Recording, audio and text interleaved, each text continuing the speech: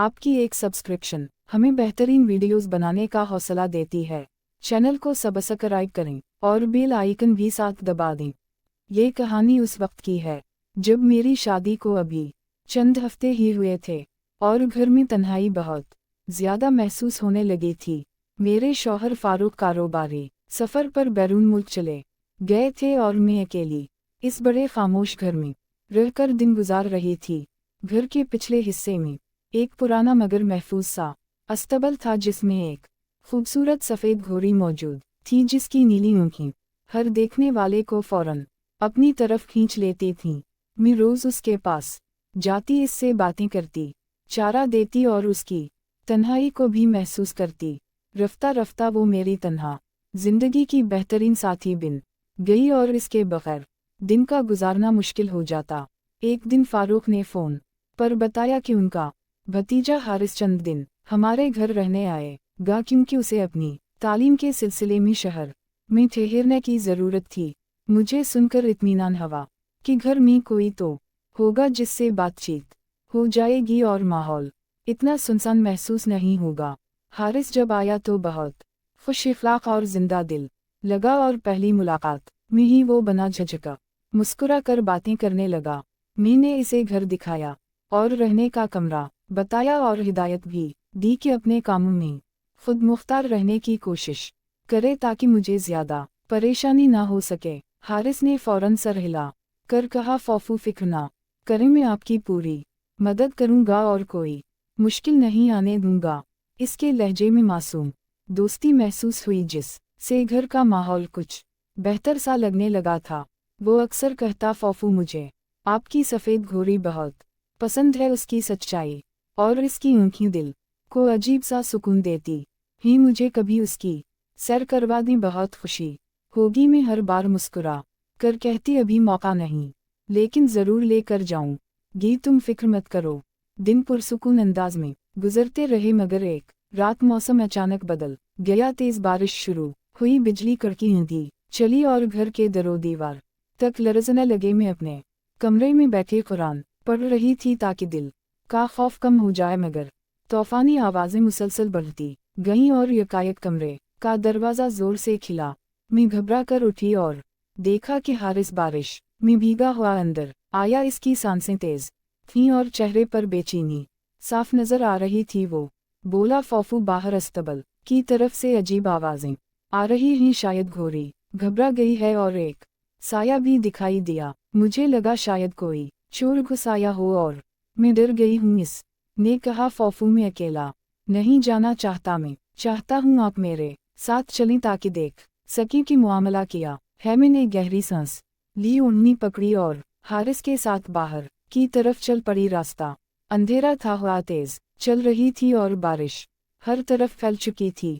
हम आहिस्ता आहिस्ता चलते हुए अस्तबल के करीब पहुँचे तो वाकई अंदर से बेचैनी की आवाज़ें सुनाई दे रही थीं, जैसे कोई चीज़ हिल रही हो या कोई वहाँ छुपा हवा हो। मैंने घबरा कर हारिस का हाथ पकड़ा और कहा, ज़रा एहतियात से देखना, कुछ भी हो सकता है और हमें संभल कर कदम रखना चाहिए। वो आगे बढ़ा और दरवाजे को आहिस्ता से धकेला। अंदर अंधेरा छाया हुआ था लेकिन घोड़ी बेचैन खड़ी थी और एक कोने में जैसे कोई साया हरकत कर रहा हो। मैंने दिल पर काबू रखते हुए कदम बढ़ाए और हारिस ने टार्चा जलाई तो दोनों चौंक गए। वहाँ एक फटा बोसीदा कपड़ा जोर से हवा में हिल रहा था जिसे हम किसी इंसान का साया समझ बैठे थे। हम दोनों ने इत्मीनान की सांस ली मगर घोड़ी अभी भी परेशान लग रही थी। मैंने करीब जाकर उसे थपथपाया और वो आहिस्ता आहिस्ता पुरसुकून होने लगी। बाहर अब भी बारिश और हवा का शोर जारी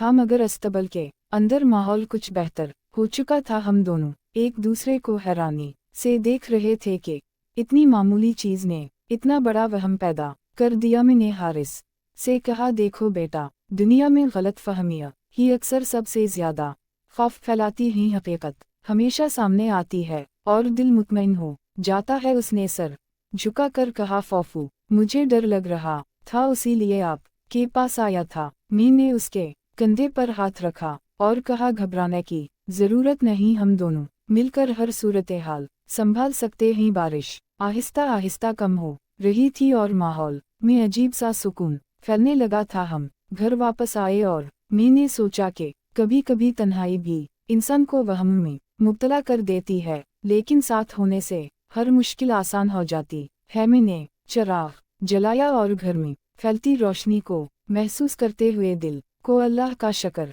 अदा किया कि मामला महफूज और मामूली निकला और सारी परेशानी सिर्फ एक गलत फहमी थी जो ख़त्म हो गई। अगली सुबह आसमान बिल्कुल साफ हो चुका था और हवा में नमी की हल्की खुशबू फैली हुई थी। मैं फजर के बाद घर के सहन में आई और गुज़श्ता रात के वाक़यात मेरे जहन में गर्दिश करने लगे। मैंने सोचा खुश किस्मती थी कि मामला सिर्फ गलत फहमी निकला, वरना दिल मज़ीद खौफ में मुब्तला हो जाता। मैंने नाश्ता तैयार किया और हारिस को आवाज़ दी। वो पुरसुकून चेहरे के साथ कमरे से बाहर निकला और मेरे सामने आकर बैठ गया। फौफू, रात बहुत अजीब थी मगर आपने हिम्मत दिखाई, वरना मैं तो वाकई बहुत घबरा गया। मैंने मुस्कुरा कर कहा, बेटा ऐसे हालात में इंसान एक दूसरे का सहारा होते हैं और यही असल ताकत होती है जो ख़ानदान को मजबूत रखती है। हारिस ने सर हिलाया और नाश्ता करने लगा। फिर उसने कहा, फौफू आज ज़रूर चलेंगे ना घोड़ी देखने? मैंने कहा, हम ज़रूर। हम दोनों नाश्ता करके आराम से अस्तबल की तरफ जाने लगे। सूरज निकल आया था और मौसम पुरसुकून हवा में तब्दील हो चुका था। रास्ता गीला ज़रूर था मगर हवा में ताज़गी महसूस हो रही थी। हम अस्तबल पहुँचे तो घोड़ी बिल्कुल पुरसुकून खड़ी थी, जैसे रात की परेशानी भूल बैठी हो। मैंने उसके सर पर हाथ फेरा और वो आहिस्ता से गर्दन झुकाकर मोहब्बत जाहिर करने लगी। हारिस करीब खड़ा होकर घोड़ी को गौर से देखने लगा। फौफू, ये वाकई बहुत ज़बरदस्त घोड़ी है और इसे आपसे आदत हो चुकी है। ये बात मुझे पहले भी महसूस हुई थी। मैंने कहा, जानवर भी इंसान का दिल पहचान लेते हैं और उनका ताल्लुक सच्चाई से बनता है। हम दोनों ने अस्तबल साफ किया और घोड़ी को चारा दिया। फिर हारिस ने कहा, फौफू, मुझे लगता है रात जो साया दिखा वो सिर्फ बाहर के कपड़े की वजह से था, लेकिन अगर दोबारा कुछ हुआ तो हमें पहले से खुद को ज़्यादा तैयार रखना चाहिए। मैंने इसकी बात सुनकर सोचा, वाकई घर बड़ा है और एहतियात बेहतर होती है। हम दोनों घर वापस आए और मैंने फारूक को फ़ोन किया। उसे रात का वाक़या बताना ज़रूरी समझा। वो परेशान हुआ मगर उसने हिदायत दी कि कोई भी शक हो फ़ौरन पुलिस को इत्तला दें और घर का सामान चेक करते रहीं। मैंने फारूक को यकीन दिलाया कि हालात ठीक हैं और कोई नुकसान नहीं हुआ। फारूक ने कहा, मैं जल्द वापस आऊँगा, आप परेशान मत हूँ। मैंने दिल में अल्लाह का शुक्र अदा किया कि फारूक का ख्याल हमेशा साथ है। दोपहर तक घर में सुकून छाया रहा। हारिस किताबें खोलकर अपना असाइनमेंट करने में मसरूफ़ हो गया और मैं घर के काम निपटाने लगी। शाम तक मौसम मज़ीद बेहतर और ठंडा हो गया। मैंने चाय बनाई और हारिस को बुलाया। वो आया और चाय लेकर मेरे सामने बैठ गया। फिर अचानक बोला, फौफू, मुझे एक बात सोचनी है। क्या आप समझती हैं कि कभी कभी खामोश घर में इंसान वहम का शिकार हो जाता है? मैंने कहा, हम बिल्कुल, खामोशी भी आवाज़ बनती है और आवाज़ अक्सर दिल में डर पैदा करती है। इसने गहरी सांस ली और कहा, फौफू, मैं रात आपको बहुत परेशान कर बैठा। मुझे डर लग रहा था, इसलिए फ़ौरन आपके पास आया। मैंने नरमी से कहा, कोई बात नहीं, तुम अकेले थे और खौफ इंसान को कमज़ोर बना देता है। असल बात यह है कि हम दोनों ने हिम्मत नहीं हारी और मामला समझ कर हल निकाला। हारिस ने इत्मीनान से चाय का घूंट लिया और मुस्कुरा कर बोला, फौफू, आप वाकई मजबूत हैं और उसी वजह से घर का माहौल